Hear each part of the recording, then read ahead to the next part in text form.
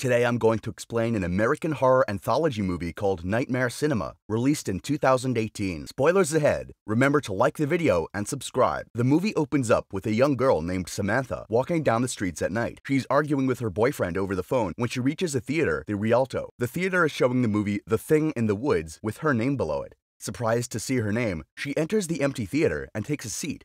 She's then shown the movie on the screen, which includes herself, where she's running with blood all over her body in the woods. She seems to be pursued by an anonymous man called the Welder. While running away from the man, she trips over a dead corpse and falls on top of it. However, she manages to hide from the Welder and meets her boyfriend, Jason, who suggests that they run away and save their lives. Late at night, they reach the road and notice a vehicle approaching them. Jason decides to ask for a lift so they can flee. Luckily, the vehicle turns out to be of a policeman, Tom, who agrees to help, but is more curious about Samantha covered in blood. She explains the situation and he lets them sit inside the car. Before they could leave, however, the Welder arrives in front of them. Tom gets out of the car and points the gun towards the Welder, threatening him to make him lower his weapon. He then shoots the Welder multiple times, causing him to fall on the ground. Later, when Tom is about to return to the car, he accidentally falls on the floor and shoots himself in the head. After that, the Welder wakes up and begins to pursue the couple again.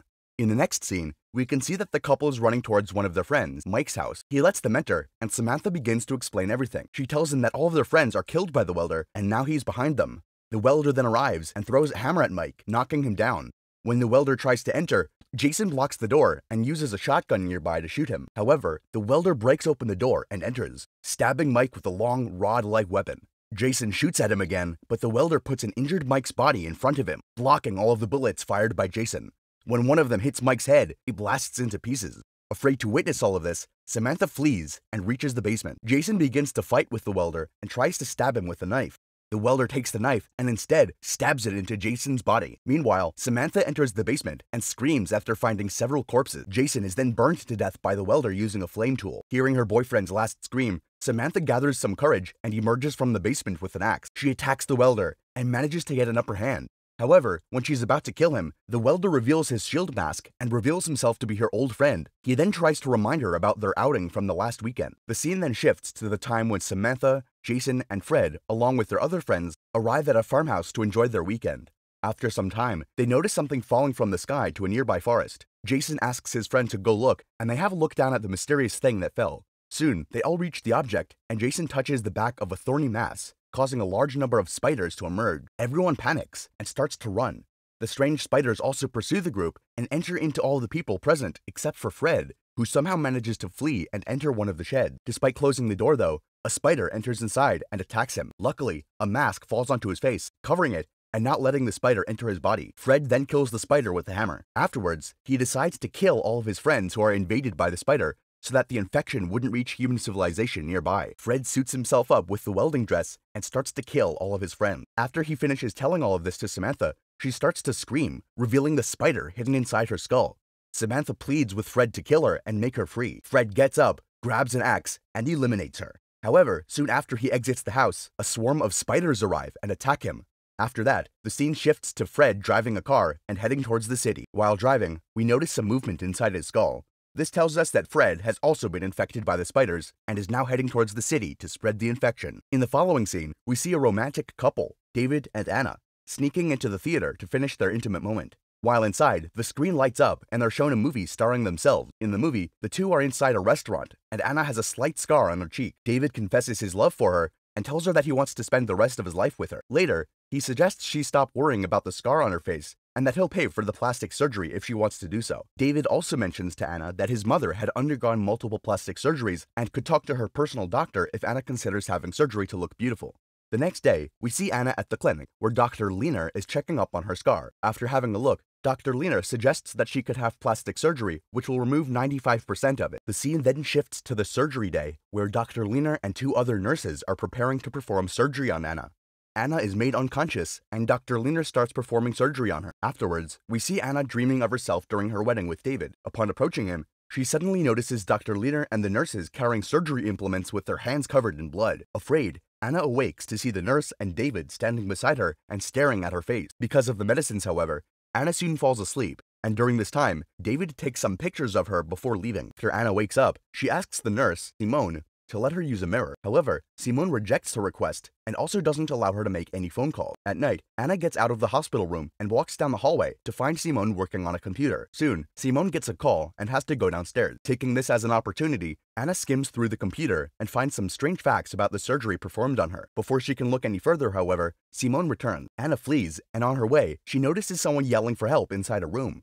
She enters to find a woman without eyes and a nose. Afraid, she tries to run away, but gets noticed by Simone. However, Anna manages to knock her out and take her ID card. She then uses it to open the elevator and enter inside. But when it opens after reaching the bottom, she finds Dr. Liner and a nurse waiting for her. She's then injected with some extra doses of drugs, causing her to fall unconscious. Dr. Liner then performs some extra surgeries on her. In the next scene, we see Anna waking up and talking with David. He mentions that he wants her to meet with his mother, Nadia. During this time, however, she takes off her bandages and tries to look at herself in the mirror. To her horror, she notices some unusual and ugly changes made to her body. Soon, Nadia enters and compliments her on her appearance. Anna screams out loud after witnessing all this, and the scene cuts back to the theater. Here, she's alone, with no traces of David around her. She then walks around to find the projectionist explaining to her that the movie is actually her worst nightmare. After hearing this, she screams out loud. In the third story of the movie, we see a church father named Benedict entering the theater after finding his name displayed outside. Inside, he's shown a possessed boy named Peter standing on the top of the church's roof. He's behaving strangely and is attempting to take his own life. One of the nuns approaches him and tries to stop him from finishing himself off. Peter tries to grab the nun's hand, but before he's able to do so, the evil spirit possessing him throws him off the roof. Everyone around is shocked to witness the incident. At night, one of Peter's friends, Danny, is weeping as she was one of the people who had witnessed him jumping from the roof.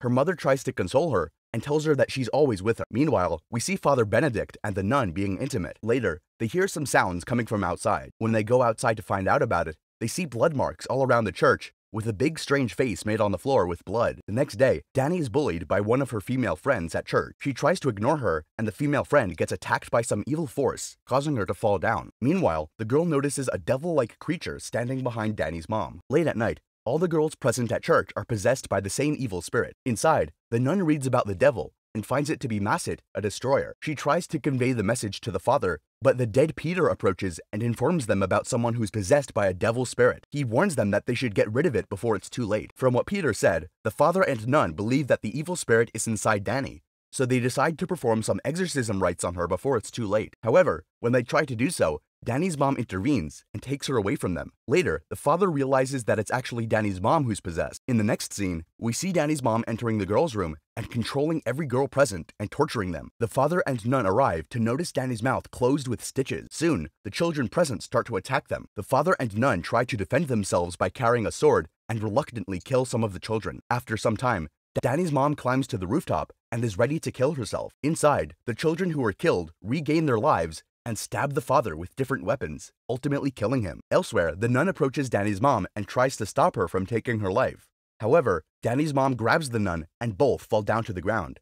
As a result, Danny's mother passes away, but the nun is somehow still alive. It is then revealed that the evil spirit has entered the nun's body. The scene then shifts back to the theater, where the father is afraid to witness the story. When he turns back, the projectionist strikes him hard and eliminates him. Next, a woman named Helen enters the theater. In the movie she watches, she's inside a hospital, asking for her appointment with the doctor. She has two young boys who continuously mock her for her behavior. Helen takes a look around the hospital and finds everything to be a bit strange. Later, when Helen meets with the doctor, she tries to explain everything about the strange environment, but is interrupted by an emergency call from the doctor's assistant. Dr. Salvador then urges Helen to exit his room and meet him the next day. After leaving unwillingly, Helen is shocked to not find her sons in the hospital. She roams around and inquires with the strange workers. However, none of them seems to know about her sons. Frustrated, Helen takes out a pistol from her bag and tries to shoot herself. However, she suddenly hears her son's voice from outside and pursues it. She notices the shadows of the doctor and her sons on the other side of the door. They're talking about her ill condition and that the only solution out of it for her is suicide. They also mention that they've provided her with a gun containing one bullet for killing herself. When the doctor says that Helen is listening to them talk, she approaches them and shoots the doctor in his head. After that, she drags her sons away to take them home. The scene then shifts to the theater, where Helen finds a gun inside her bag, and a final gunshot can then be heard. In the next scene, we see a young boy, Riley, listening to some music and walking down the streets at night. He notices the theater and enters. He's then shown a movie containing him as a famous pianist and playing the piano in front of a huge crowd. His proud parents are looking at him with great excitement from among the audience. After the performance, when the family is about to return home, a strange man emerges from their car and holds Riley at gunpoint. He then orders them all to get out of the car and kneel down. After Riley's father retaliates, the kidnapper shoots him and the mother right in front of Riley. Riley tries to run away, but he too is shot by the kidnapper. In the next scene, we see Riley waking up inside a hospital. When he asks about his mother, the doctor tells him to take some rest. While inside the hospital, Riley witnesses bizarre things going on around him. That night, he's visited by the same kidnapper who wants to finish him off. Just as he's about to do so, a nurse enters the room and asks him to come back the next day. Later, Riley meets with another patient named Casey. While they talk, we get to know that they're able to see dead people. The next day, Riley has a vision of his mother, who is asking him to come with her. Suddenly, Casey intervenes and threatens her to let Riley live. She tells Riley to stay strong and to not fall for his mother's word. However, soon when Casey leaves the room, Riley's mother appears in front of her and kills her. At night, the kidnapper again tries to kill Riley. However,